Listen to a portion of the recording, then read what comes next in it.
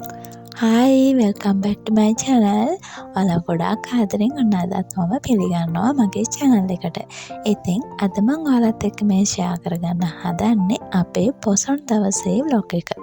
ඉතින් අද පොසොන් පොය දවස අපි අද දන්සල් කන්න එහෙම චුට්ටක් එළියට යන්නයි හදන්නේ. ඉතින් දැන් නම් උදේ 10ට විතර ඇති. මම මේ ලෑස්ති වෙන්නේ මගේ eyebrows දෙක හදාගන්න. මට threading එකක් කරගන්නත් ඕනේ, චූටි clean up එකක් කරගන්නත් ඕනේ. ඇත්තටම මට පහුගිය ටිකේ මේ වැඩ කරගන්න වෙලාවක් තිබුණේ නැහැ. මොකද මේ දවස්වල වෙඩින් මාසනේ. ඒක නිසා ඉතින් මට ටිකක් වැඩ වැඩිපුර තියෙනවා. ගෙදර වැඩ, බබාගේ වැඩ, සැලොන් එකේ වැඩ එක මට ටිකක් මං ගැන හිතන්න කාලය මේ දවස් ටිකේ අඩු වුණා. ඇත්තටම මම මාස එකමාරකින් අවුරුදු වලට මං හිතන්නේ අවුරුදු පහ වෙලා වගේ eyebrows හදාගත්තට පස්සේ eyebrows හැදුවෙත් නැහැ. මට ඇත්තටම වෙලාවක් තිබුණේම නැහැ. ඉතින් දැන් මම මේ eyebrows හදාගන්නයි හදන්නේ. මම ඉතින් නූලෙන් තමයි මගේ eyebrows හදාගන්නේ. නූලෙන් හදලා ඊට පස්සේ corners මම tweezer එකෙන් හදාගන්නවා.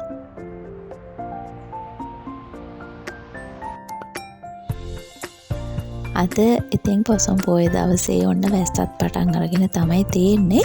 මම ඉතින් මෙන්න මේ විදිහට මගේ eyebrows හදාගත්තා. දැන් මම threading කරන්නයි හදන්නේ මගේ මූණ. ඇත්තටම මගේ මූණ එහෙම ලොකුවට රොම වැවෙන්නේ නැහැ. ඉතින් ඒක හරි පහසුවෙන් remove කරගන්න පුළුවන්. ඉතින් ඔන්න මම මේ වැඩේ කර ඉන්නකොට අපේ බබා මේ චිත්‍රයක් ඇඳලා මට ගෙනල්ලා පෙන්නුවා. ඉතින් එයා පළතුරු වටියක් තමයි ඇඳලා තියෙන්නේ. ඒක තමයි ඔයාලට මම පෙන්නුවේ.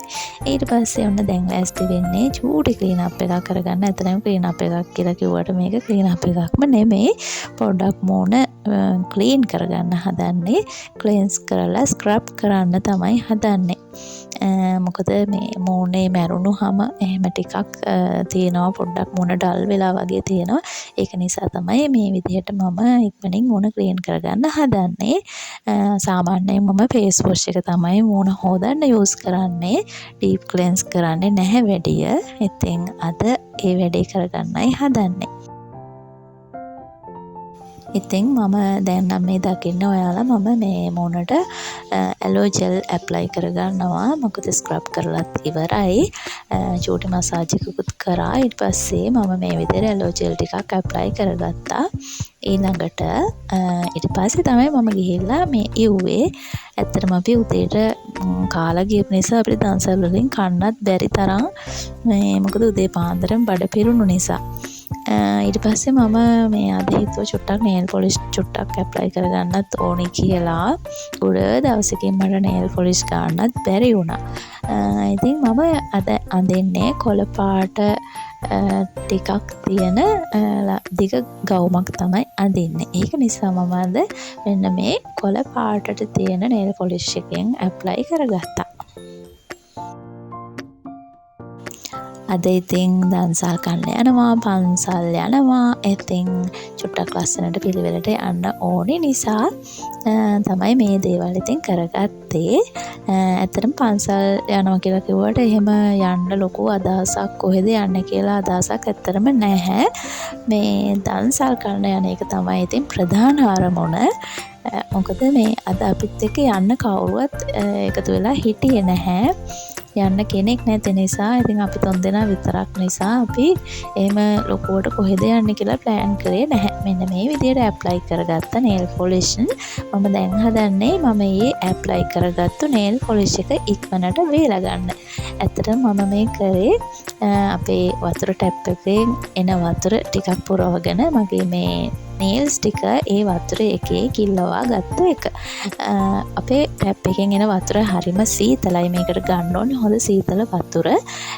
මේ විදිහට nails ටික ඒ සීතල වතුර එකට දාලා තිබ්බම හරිම ඉක්මනට nail polish ටික වේලා ගන්න පුළුවන්. ඉතින් මම ඒ වැඩේ තමයි මේ කරේ. ඔයාලා try කරලා බලන්න. ඒ විදිහට සීතල වතුර තමයි ගන්න ඕනේ. ෆ්‍රිජ් එකෙන් අරගත්තත් කමක් නැහැ. ඊට පස්සේ ඔන්න දැන් අපි ලෑස්ති වෙලා ඉන්නේ. ඇත්තටම අපි ගෙදරින් යනකොට 12:00 වුණා. හස්බන්ඩ් මොකද මේ අපේ ගෙවල් ළඟත් දන්සලක් දෙනවා. හස්බන්ඩ් උදේ ඒකට හෙල්ප් කරන්නත් ගියා. ඒක නිසා තමයි ටිකක් යන්න පරක්කු උනේ. ඉතින් ඔන්න අපි දෙන්න දැන් මේ විදිහට ලෑස්ති වෙලා තමයි ඉන්නේ යන්න. ඉතින් මග දිගට දන්සල් හම්බ වුණා. අද මම දන්සල් වල වීඩියෝස් අරගත්තේ නැහැ. හැමදාම වගේ දන්සල් වල වීඩියෝස් අරගන්න නිසා මම අද කෑම වල ෆොටෝස් විතරයි අරගත්තේ. ඉතින් අද වැස්ස ඉවරෙකුත් නැහැ. අවුව පායනවා ඉවරෙකුත් නැහැ. මේ දැන් නම් හොඳටම වැහැලා ඊට පස්සේ ටිකක් වෙලා යනකොට ඔන්න ආයෙත් වැස්ස පායනවා. අවුවත් වැටෙනවා. ඔන්න ඔය වගේ දවසක් තමයි පොසොන් දවසේ ගත වුනේ. ඔයාලගේ පැතිවලත් එහෙම වෙන්න ඇති. මොකද මං හිතනවා ලංකාවටම මේ වගේ දේශගුණයක් තමයි මේ දවස්වල තියෙන්නේ කියලා. මේ විදිහට අද මම ෆොටෝස් තමයි අරගත්තේ. ඉතින් බත් දන්සල් තිබුණා, නූඩල්ස් දන්සල් තිබුණා, කඩල, සව්, එතකොට අයිස්ක්‍රීම්, රොටි, සුප් දන්සල් ඔය වගේ ගොඩාක් දන්සල් හම්බ වුණා. ඉතින් හැම එකේම මට ෆොටෝස් ගහන්නත් බැරි වුණා. කොහොමද ඉතින් වැස්සීම අපි දන්සල් වැඳගත්තා. ඊට පස්සේ ටිකක් දුර ගියාට පස්සේ අපේ හස්බන්ඩ්ගේ අයියාලාගේ ගෙදරින් අපිට කෝල් එකක් දීලා ඇහුවා ඔයාලා කොහෙද යන්නේ අද කියලා. ඊට පස්සේ ඔන්න මේ එයාලා කිව්වා එයාලටත් යන්න එහෙම තැනක් නැහැ.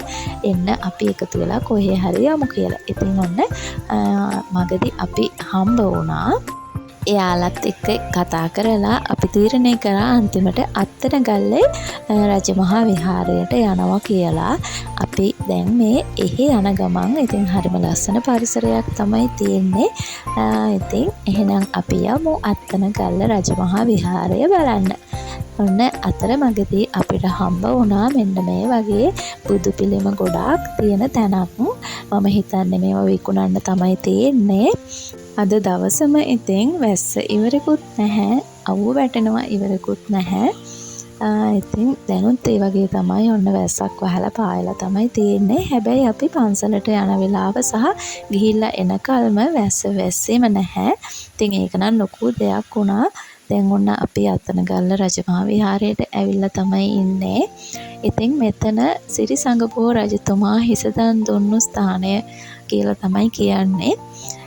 ඉතින් මම මේ පළවෙනි වතාවට තමයි මේ පන්සලට ආවේ. ඉතින් හරි ලස්සන පොඩි පන්සලක්.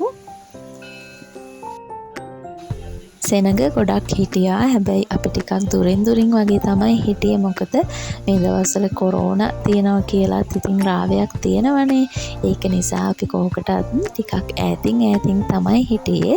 හස්බන්ඩ් නම් ඉතින් සෙනඟ ඉන්න තැන් වලට යන්නම බයයි. මොකද චූටි බබාව අරගෙන යන්න බයයි. ඒක නිසා ඉතින් මෙන්න මේ විදිහට මේ තියෙන්නේ සිරිසංගපුව රජතුමා හිසදන් දුන්නු ස්ථානය සිහිවටනයක් විදිහට හදලා තියෙන තැන.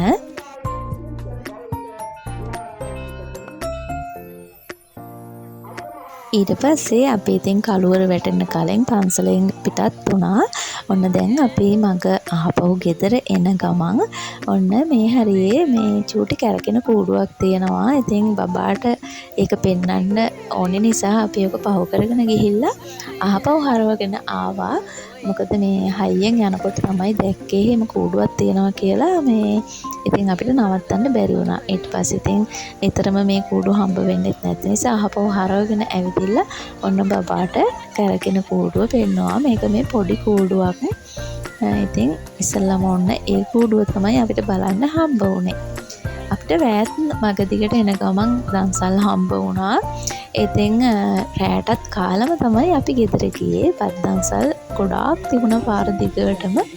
ඊට පස්සේ මෙන්න මේ ලස්සන තොරණ හම්බ වුණා අපිට අපේ පාරේ අටුළුගම කියන හරියේදී දෙහියෝවිට අටුළුගම කියන හරියේදී මෙන්න මේ ලස්සන තොරණ බලන්න හම්බ වුණා. මේ හරියේ පොසොන් කලාපයක්ම තියෙනවා. හොල්මන් ගුහාවක් එහෙමත් තිබුණා. හැබැයි අපි නම් බලන්න ගියේ නැහැ. මොකද බබාව එක්කගෙන යන්න බෑ. යා බයයි. ඒක නිසා මේ පොඩි කාලේ පොඩි ළමයින්ව බය කරන්නත් හොඳ නැහැනේ. ඒක නිසා ඉතින් අපි හොල්මන් ගුහාව බලන්න ගියේ නැහැ. මෙන්න මේ තොරණ බලලා අපි ආපහු ගෙදර එන්න පිටත් වුණා. අපේ ගමෙත් තොරණක් තියෙනවා, ලස්සන කූඩුවකුත් තියෙනවා. අපි හිතාගෙන ආවේ අහපව වෙන ගමන් අපි ඒවත් බලලම ගෙදර යනවා කියලා. හැබැයි අපේ බබාට මගෙදී නිින්ද ගියපු නිසා අපිට තොරණයි කූඩුවයි බලන්න යන්න බැරි වුණා. ඊට පස්සේ පහුවදා තමයි අපි ආවේ තොරණයි කූඩුවයි බලන්න. ඉතින් අපේ ගමේ අපේ පන්සලේ අපේ ගෙවල් ළඟ තමයි තියෙන්නේ. අපි ආවා තොරණයි කූඩුවයි බලන්න දෙවනි දවසේ. ඉතින් ඔන්න දැන් තමයි අද තොරණ ලයිට් දාන්නේ මේ වෙලාවේ. ඉතින් බබාට ලයිට් දානවා පෙන්වන්නත් පුළුවන් වුණා තොරණේ. අපි වේලසන ආපු නිසා. ඉතින් දැන් වෙලාව රෑ 8ට විතර වගේ මේ වෙලාවේ තමයි තොරණේ ලයිට් දාන්න පටන් අරගත්තේ. ඉතින් මේ තියෙන්නේ ඉංගිරියාවත්තේ ශ්‍රී ප්‍රබෝධාරාම විහාරස්ථානය. ඔයාලා කොළඹ හැටන් පාරේ යනකොට මේ පන්සල පාර අයිනෙම තියෙන පන්සලක්. බොහොම පුංචි පන්සලක්. ඉතින් අපේ පන්සලට විහාරකයක් නැහැ. ඒ විහාරකය හදන්න ආධාර පිණිස තමයි මේ තොරණ ඉදි කරලා තියෙන්නේ. මේ තොරණෙන් ලැබෙන ආධාර වලින් ඒ විහාර මන්දිරය ඉදි කරන්න බලාපොරොත්තු වෙනවලු. ඉතින් මෙන්න මේ විදිහට තමයි ලස්සන තොරණ අපේ පන්සලේ මේ දවස්වල පෙන්වන්නේ. තොරණ බලලා ඉවර වෙලා අපේ ගමේම තියෙන පොසොන් කූඩුව බලන්න තමයි අපි ඊළඟට ආවේ. මේ තියෙන්නේ ඒ පොසොන් කූඩුව. ඉතින් මේකත් අපේ ගමේම අපේ ගමේ තරුණ පිරිස එකතු වෙලා හදපු ලස්සන පොසොන් කූඩුවක්. මේක බලන්නත් අපි ආවා. හැබැයි මේ වෙලාවේ නම් හයියෙන් වහිනවා. ඒක නිසා අපිට එළියට බහින්න බැරි වුණා. වාහනේ ඉඳන්ම තමයි අපි කූඩුව බැලුවේ. ඉතින් අදත් මගේ වීඩියෝ එකත් එක්ක එකතු වුණු ඔයාලා හැමෝටම ගොඩාක් ස්තුතියි. අපේ පොසොන් දවසේ මෙන්න මේ විදිහට තමයි ගත වුනේ.